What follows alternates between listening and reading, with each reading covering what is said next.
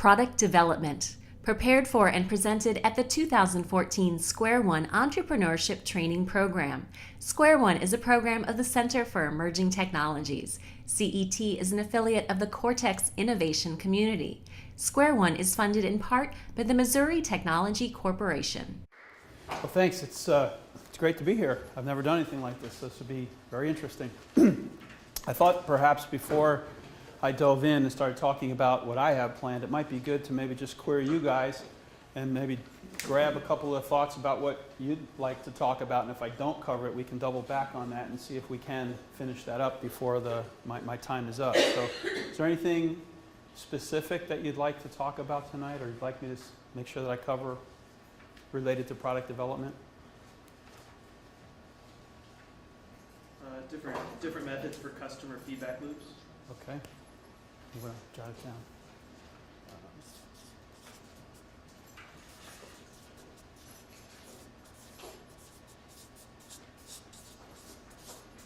Okay, customer feedback loop. Okay. Anything else? Yes, sir. Ways to test the market to see how viable the product is. Okay.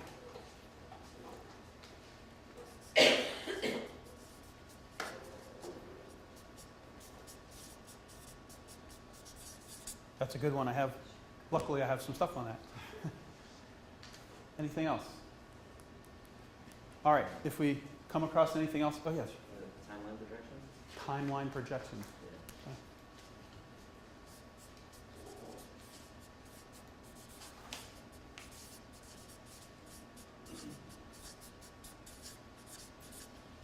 Okay.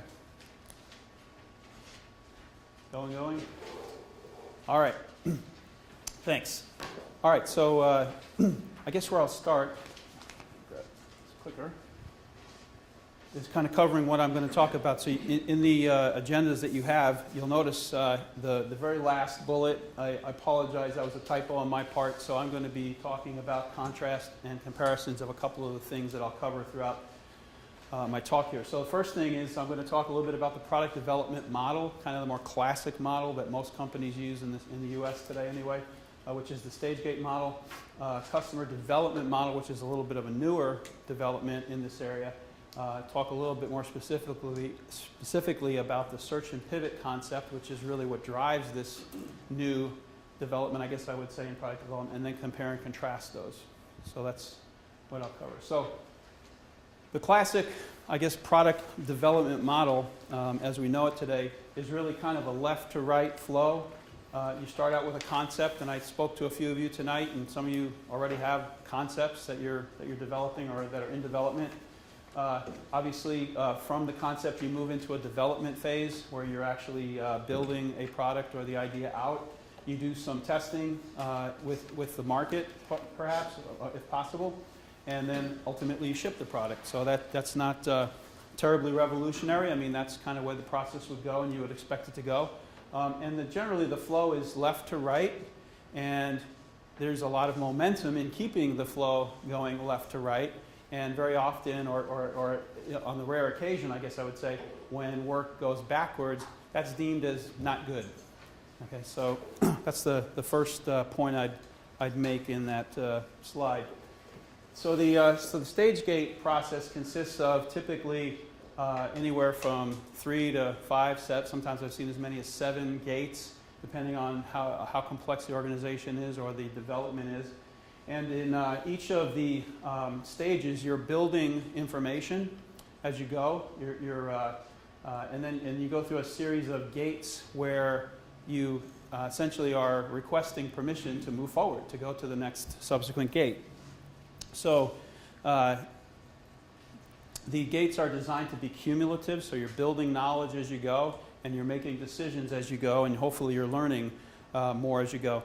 The stage gate process was developed by a guy by the name of Dr. Robert Cooper. He actually works with an organization called StageGate, and about 80% of the U.S. companies today use this process in some form or fashion. Typically larger companies are the companies that tend to use it. And at each gate, what you're trying to accomplish is either a go or a no-go decision. So do you have enough information to move to the next phase of development? And that's pretty critically important because as you go, the expenses tend to increase. So within each stage or phase, what you're trying to do is gather some information about the project, whatever it is that you needed to identify in that particular stage. You do the analysis based on that learning. You set up the deliverables that go into typically a GATE document, and then you present that GATE document at some type of a GATE, or we used to call it a G6 meeting in another company I was in, and that's where different people from around the company with different disciplines typically ask questions about, what learning, validate your assumptions or your learnings, things that of that nature kind of go on there. It's typically cross-functional, and basically the strengths of the process are that it enables a good deal of learning. Prioritization is pretty organized. It kind of drives a lot of decision making effectively within an organization. However, the issue is that it's really key as you go to learn and make sure that you validate the assumptions that you've made in the prior stages, because again, as you enter into the next stage or the next gate, investments typically go up pretty considerably, especially as you start to get into the market development work where you're creating demand, you're doing a lot of that kind of work, whether it be advertising or placements, things like that. So it's very important to go through the right level of scrutiny at each of these gates as you go. And really the idea here is to kind of balance the investment as you go with the learning that you have and try and keep that as symmetrical, that curve as I guess you say northeast as you can relative to your expenses in your project.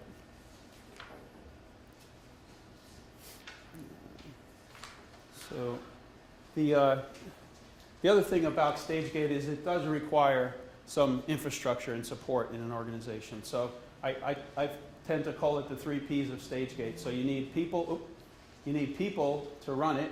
So you need people like gate authors, gate approvers, process keepers.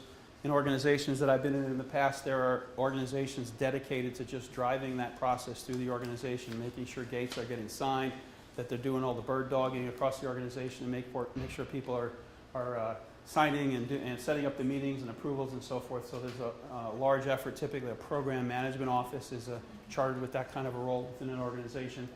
There's a lot of paperwork, so there's a lot of gate templates and paperwork that we've used. So I grabbed a couple of examples of some of the ones we used to use down the road in Fenton at Merritt's. And you can kind of see, the earlier gates are a little lighter in terms of what the type of work that's required in them. It's typically more defining concepts, markets, kind of whether there's really what the real business opportunity might be. Then you get a little bit more extensive as you go into the more development, the more development of the gate and the work that's required to kind of continue to progress. Can we see that? Sure. Can you Yeah. pass those around? Yep. I'll pass those around. Yeah, I'll do it now. Just stay with me. So this is this particular process has actually 7 gates. We actually do a post-mortem gate kind of at the end of the whole process to kind of review if we had any learnings that we can plow into the process or the organization when we do that. And then the third piece is the process. You need meetings, you need a meeting cadence. I mean, you have to kind of grind that behavior into the organization so people know every Friday or every other Friday this is when it happens. So the gates get prepared, they get done, they get routed soon enough for people to read them through and determine what they're going to do, whatever the disposition is going to be. So, but the problem with that process as it kind of sits right there is that really there's a missing piece, and that piece is the customer. There's very little interaction with a customer through this process unless you are very intentional about doing it. And very often these processes begin to build momentum in an organization. Biases occur, ownership occurs, people start to kind of take their projects on as babies, and sometimes decisions kind of get hastened in the process. So really what I wanted to talk to you a little bit about is a different process, a process that's developed within the last 10 years or so. And it was developed largely by an individual named Stephen Blank. And he wrote a couple of books. His most recent book is a book called The 4 Steps to the Epiphany. If you haven't heard about that book or you don't have it, I would highly recommend that you take a look at it. It's an excellent book. He's done about 20 years of high-tech work. He defines himself as a serial entrepreneur with several startups. And what he's really kind of made a living on is defining the difference between traditional StageGate and all the biases and the problems with that, and what more smaller organizations such as startups and entrepreneurs really need, and contrasted the difference and developed that process. And it's really kind of a 4-step process. Starts on the left side with what he calls the search and pivot side of work, and that begins with the 2 steps of customer discovery and customer validation, and then you move over to the execution side, which typically can take much longer to get to, and that's customer creation and company building, and I'll go into that a little bit as we go here. So the process starts with what he defines as a business model canvas. And the business model canvas is just a very simple 1-page or placemat document where you make fundamental assumptions about all the key drivers of your business. And these can be very brief, kind of bullet list level kind of assumptions that you're going to make about any one of these particular areas. So if you think about, who are your key partners, your key activities, all these areas that are all defined here, you're going to make statements about how you think your product is going to play, or your company even. And the premise behind this is what he says about this is that most good products don't fail because of the product, they fail because of a compelling business model. If you don't have a good business model that's going to drive your product, that's really what a lot of great companies have underassumed as they went into their development. So what you're trying to do here is make some basic assumptions about your business and get them written down on paper. And this is your foundational document in this process. I'm going to skip over that slide. Actually, I'm going to skip over that slide for a minute. In this customer discovery process, which is the first stage, again, the very first step that you make is you develop some of these hypotheses about your business or these assumptions. Once you have that, you want to get out and you want to start testing that problem. You not only want to test your solution, you want to test if there's a problem, the actual problem that you think there is that you're solving. And then as you continue around, you test the solution to that problem, and then you verify by revisiting your business model campus to see if any of the assumptions or the hypotheses that you made in earlier iterations need to be addressed now. Once you've been through that phase, then the next phase is to do some customer validation. So this is the phase where you're starting to, again, validate who the customer is, where the pain is, you're sort of readying the organization to sell.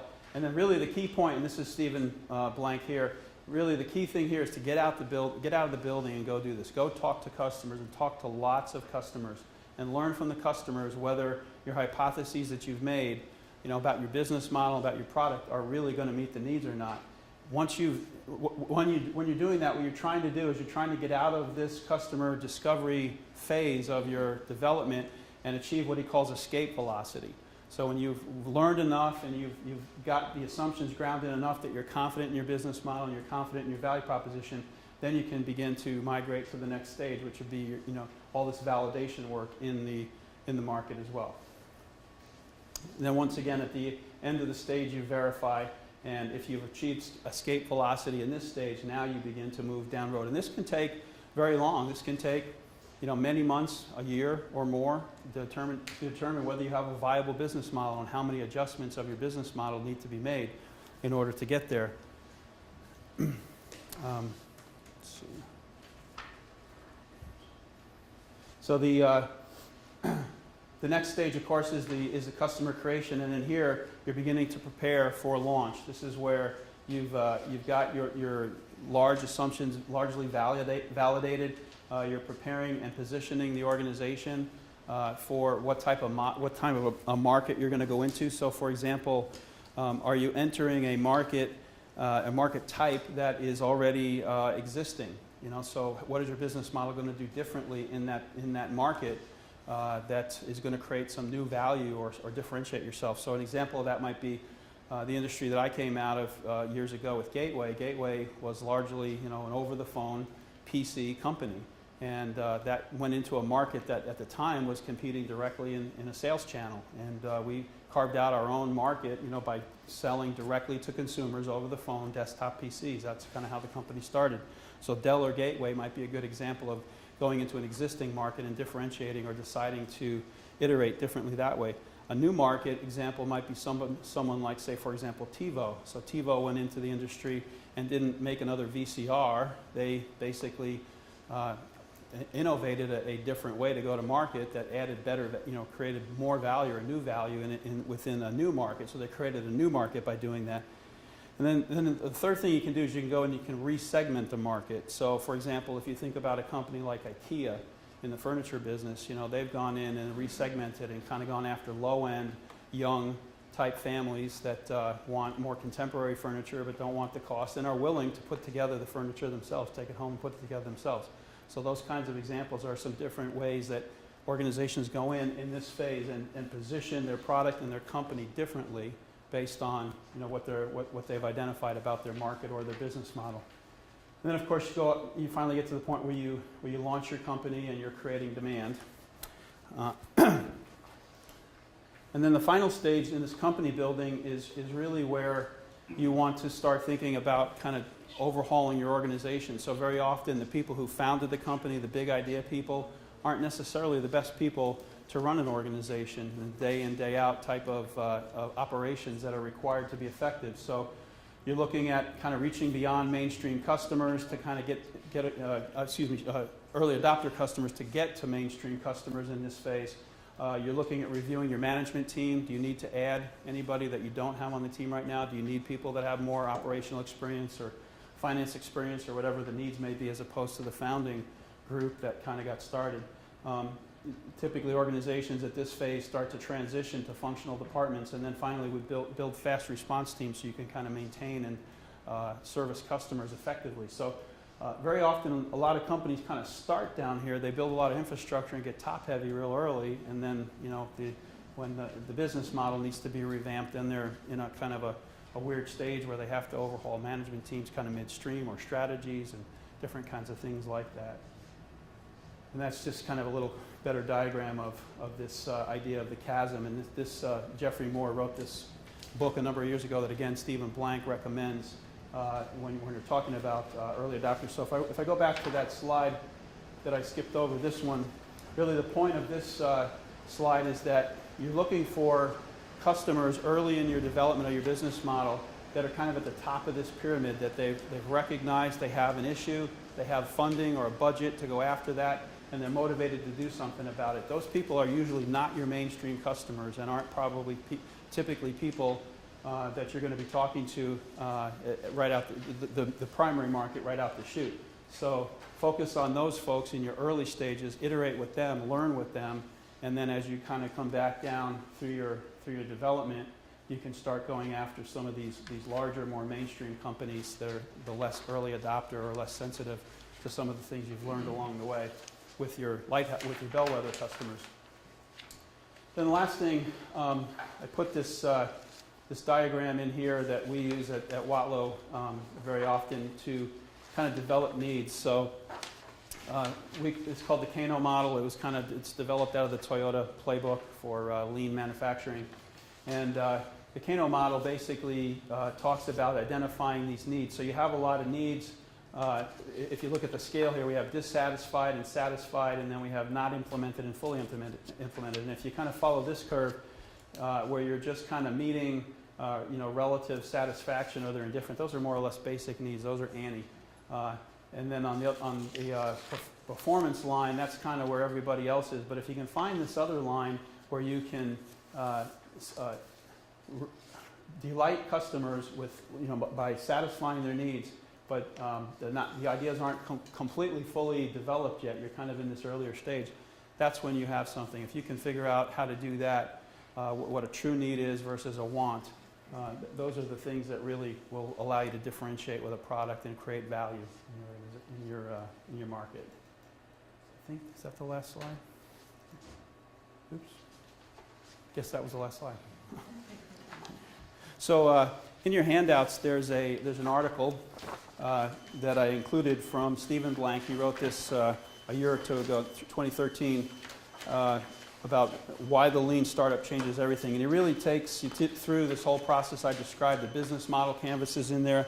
There's a really good compare and contrast illustration on on page 7 that talks about the contrast between traditional stage gate and the lean kind of approach to things, or the more entrepreneurial or startup types of things. And then there's a really good also a good illustration about the search and pivot process. And again, he talks very in good detail about this, about how that's so critical, especially as you're in early stage development, to continue to iterate, continue to search and pivot for that business model or that key information that you need to make sure that you've got the value proposition clearly understood and defined. So I think that's it. So let's go back over here to this list and see if we've gotten a few of them. So customer feedback loops, that was yours, right? So can you expand a little bit there in terms of what you're looking for? Or? Oh, I guess I wasn't sure what your presentation on product development would be, but I was interested in, different methods for, communication with the customer in general or specific. Maybe more general terms of what techniques you recommend for, and during what point in the product development would you, pursue the customer feedback on your thing. I guess from a tech side, words are escaping me at the moment. Sorry. Is that enough Yeah. information So for you? what I would say there is the best tool I know of right now is this business model canvas. Again, it doesn't have to be exhaustive, but if you can answer a lot of these questions or put something down and get out and talk to customers about this and validate whether you think this they would buy or they would consider this valid in terms of their purchasing decision. This is a great tool to use. We use this now, even though Watlow is a 92-year-old company. We've found that this tool is probably more effective for us in developing the Kano model and trying to get to the lighter needs than the stage gate process has ever represented for us. So, for example, I not long ago, the product line that I manage is a tubular heater product line. It's used in everything from dishwashers to huge aircraft forming presses that punch out aircraft wings and different kinds of things. And in that particular category, we were looking to iterate the product and take it to the next level. And we went out and we talked to a bunch of customers, and we thought what would be important would be things like heater longevity, some configurability and bending abilities of the heaters, and some of the different things that we were trying to understand talking to customers. But what we found after talking to them had nothing to do with any of those kind of things. We thought that hotter, faster, more responsive heaters was really going to drive that industry, more in the direction where we thought they wanted to go. And looking into that business model, what we realized is that there's a lot of sunk cost already in these facilities that drive these huge presses to transform the power, to kind of step it down to a 480 volt, which is really what's required. And they're not going to double back on that investment right now. So the last thing they wanted was a heater that created more operational costs for them to implement. So we would have never known that had we not been out, jotted down some of those assumptions initially, got after that and talked to customers. We would have probably went after that just thinking the industry always wants faster, hotter, better kind of stuff, and that wasn't the case at all. So kind of that's what I would say. This is a great tool for doing that. The other thing that we use is a process called VOC, or Voice of the Customer.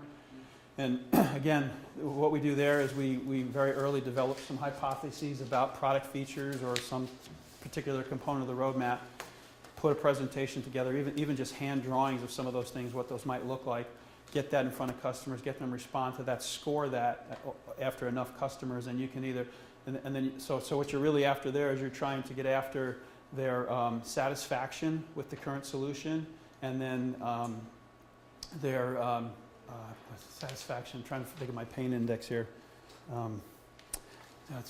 We contrast I'm trying to think of it. I'll come back to it in a minute. But we assess two main scores, and then we contrast those scores, and we develop what's called a pain index. So they're importance and satisfaction. Thank you. So how important is this? And then how satisfied are they? And if there's a big gap between those two, then we know we have a feature that we can work on that's going to probably meet a need. So that's another way that we get after that and do that. So right, and then on that scale, though,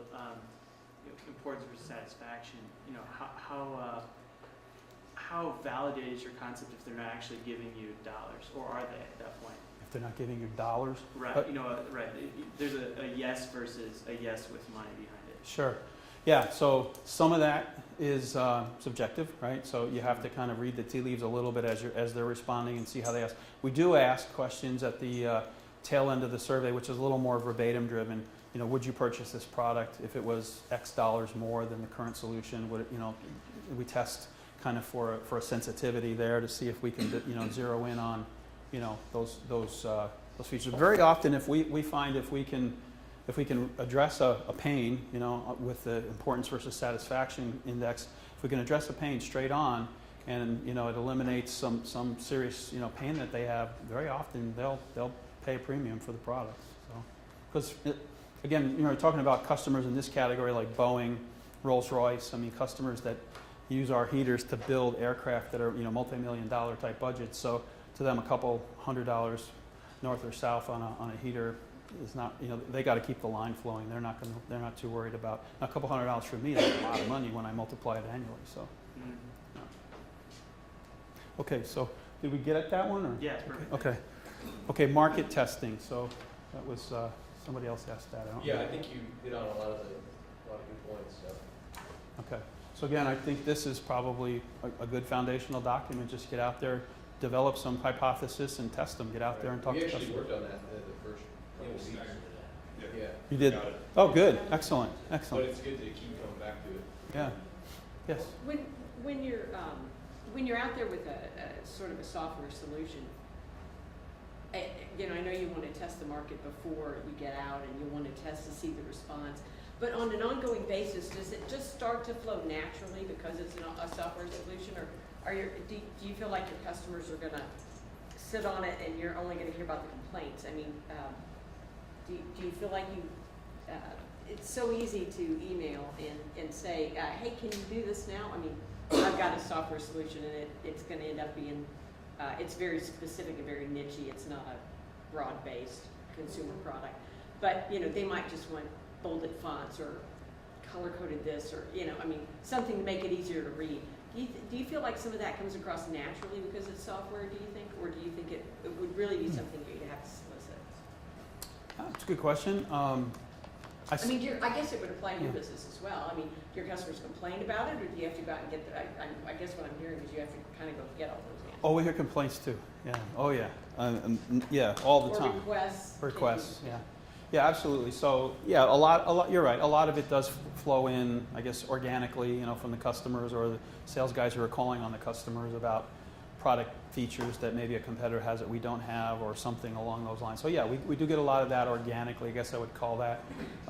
And typically that's a good source of information, right? So if you hear that enough, or there's a common denominator, a common thread across even an industry or an application, then that kind of gives you a little bit of a hypothesis on what your next product feature might be. And then you can go out and test that with, you know, how you might solve that pain or problem with those customers, or maybe even more. So. And I guess so then a methodology to identify when you might need market testing or customer feedback loop would be event-based. So I want to improve my product, so before I sink the money in, I'm going to go check it out, as you did. Right. Or if I get too many complaints, or I have a new competitor, I want to find out maybe how much those features are important to my customers to see if I need to match that sort of activity, that sort of thing. I think so. Yeah. I mean, it's a bit of it.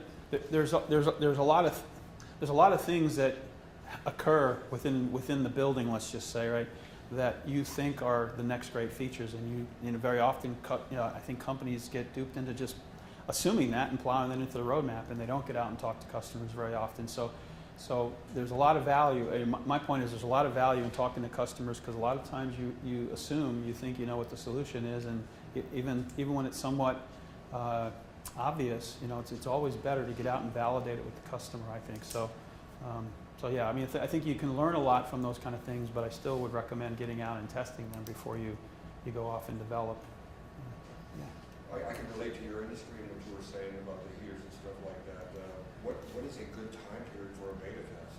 When do you guys actually draw the line and say, okay, well, let's go ahead and start producing this heater? Yeah. What's a good timeline? Yeah, It's a good question. So most organizations that have been around like Watlow for a long time have a pretty prescribed quality level, I guess you would say, that they strive to attain for everything that they ship. So very often that's kind of burned into the organization or somewhat organically, right? I mean,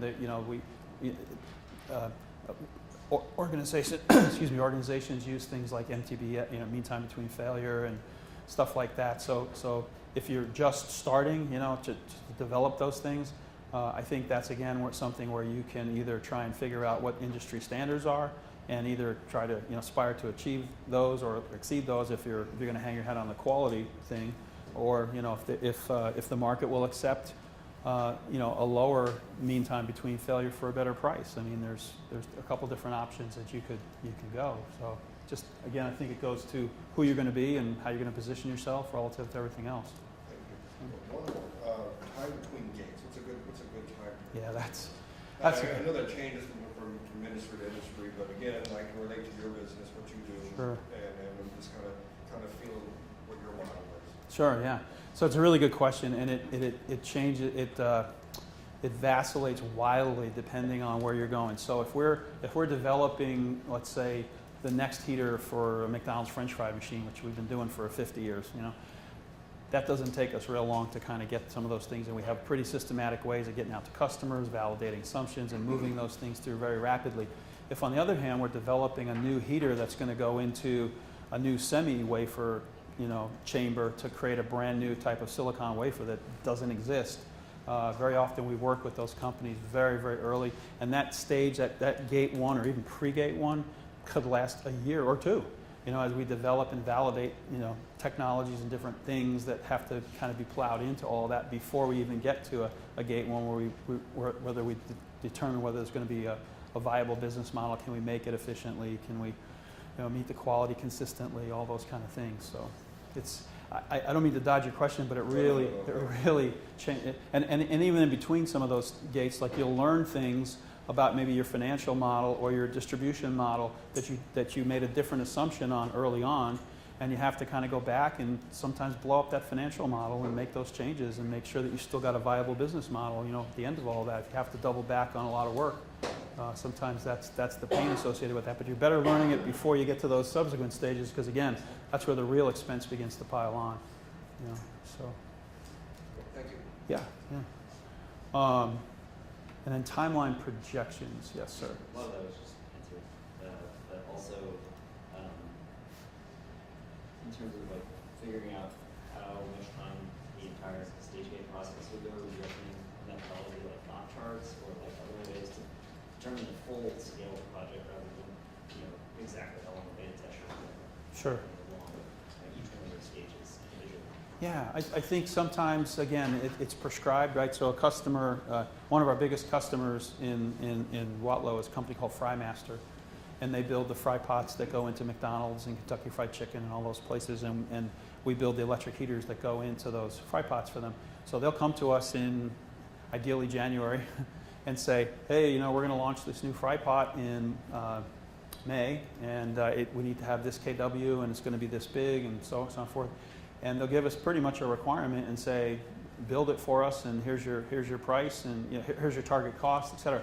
And a lot of that's kind of done, right? So now we have to lay out a stage gate or a development process that's going to run roughly 5 or whatever it is weeks or months, to meet that timeline. And so sometimes it's very prescribed like that. Other times it's really not very prescribed at all. And as I was describing a moment ago, you could spend a lot of time with an organization very early in development before you even get to a basic concept or even the business model that's going to work for that particular product. So it's really hard to kind of say. It just really is. And the point in this thing is don't move to the next phase in the 4 steps until you achieve escape velocity is really the point that Stephen Blank makes. Because you get out ahead of yourself and that product becomes your baby. And you want to own it, you want to see it get to market and live, and sometimes the biases get built in early, and then you overlook critical pieces of information that you should have caught. So, yes. How does that work when you have a new company and you would like to validate with customers that aren't your customers? So say you have a product and you wanna sell it to Boeing or one of these entities, how does that work when you don't have a relationship? Well, for a company like Boeing Or even something mid-sized, Yeah. small, well, very often a lot of the work with really, quality driven, where there's lives at stake, right? I mean, those kind of organizations have very stringent processes that you demonstrate for a number of years before they. I mean, even when they stand up a new facility and like in case of Boeing and build a new facility to build aircraft parts, they'll run those parts for 2 years before any one of those parts ever sees production. They just scrap all that just to make sure that they can build safely by the time they're actually in production. So for a big organization like that, it's a very different model, very long timeline for establishing relationships and kind of getting to that state. For other organizations, I think the key really there is just demonstrate proficiency, consistency. Whatever it is that you're doing, make sure you do it and you meet your timelines and you get on their approved and vendor how can you list. do that when you're still in those early stages of development?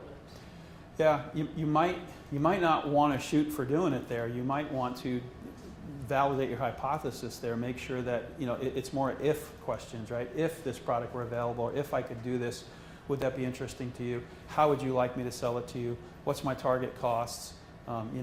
What's the best way to deliver it to you? I mean, you would want to try and understand all those components around your delivery model, and then go back and figure out if you can do it, and then get in front of them and start building. And from they there. would be open to that sort of process? I think if you have something compelling, that meets a pain, if you've identified a market pain and you can validate that that there is, like on that earlier loop where you validate that problem as well as validate that your solution meets that problem along that cycle. So I think if you can get someone's attention with your idea because it is novel or it does meet, address a pain, then I think most people want to talk to you. So. That brings me to a question that I had, which is, can you go back to the pyramid slide? Sure. You don't have that in the printed deck. Yeah, one of the things that I noticed is this version is not the version Yeah. that you guys have. I apologize for that. I noticed that halfway through. I was not seeing slides that I knew I threw in there. Which one? Sorry, the pyramid you said? Pyramid deck, think the it's- one that you went back to Yep. eventually. I think it's that one. That one. Yeah. Because, when you talked about that, that addresses the question that she had, which is how do you find that early adopter? And can you talk a little bit about that?